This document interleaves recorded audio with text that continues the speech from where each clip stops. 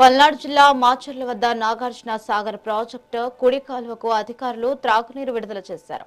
కుడి జల విద్యుత్ కేంద్రంలో మొదటి యూనిట్ స్విచ్ ఆన్ చేసి 2000 క్యూసెక్కుల నీటిని ఈఈ రమేష్ జెన్కో అధికారులు వదిలారు. ఈ కాలువ ద్వారా మొత్తం 8 టీఎంసీల నీటిని విడుదల చేయబోతున్నట్లుగా తెలిపారు. కాలువ పరిధిలోని చెరువులు, కుంటలు నింపుకొని తాగునీటి అవసరాలకు సద్వినియోగం చేసుకోవాలని సూచించారు. ఈ నీటి విడుదలతో సాగర్ కుడి జల విద్యుత్ కేంద్రంలో విద్యుత్ ఉత్పత్తి ప్రారంభమైంది. ఉన్నతాధికారుల ఆదేశానుసారము ఈరోజు 1:30 వాటర్ రిలీజ్ చేయడం జరిగింది. ప్రస్తుతం గా 500 క్యూసెక్స్ బయట కెనాల్ వదిలారు.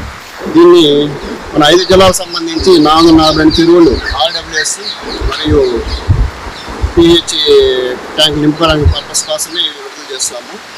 ఎటువంటి పరిస్థితుల్లో పంటలు ఉపయోగించడానికి వీలు లేదు. దీనికి గాను మన కాటగారి ఆదేశానుసారము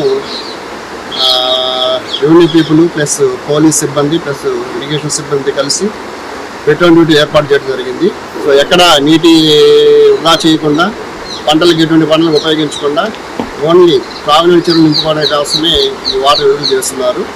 దీని మీద అధికారులందరూ అప్రమత్తమై కాలువ వెంట తిరుగుతూ ఈ నీటిని సద్వినియోగం చేసుకొని ఆలివ్స్ ట్యాంక్స్ మరియు బర్బేహెల్ ట్యాంక్స్ నింపి తాగునీటి ఎద్దడిని నివారించగలమని మేము సంస్ఫూర్తితో పనిచేస్తూ ఈరోజు ఈ వాటర్ విడుదల చేయడం జరిగింది. ఉన్నతాధికారుల ఆదేశానుసారము ఈరోజు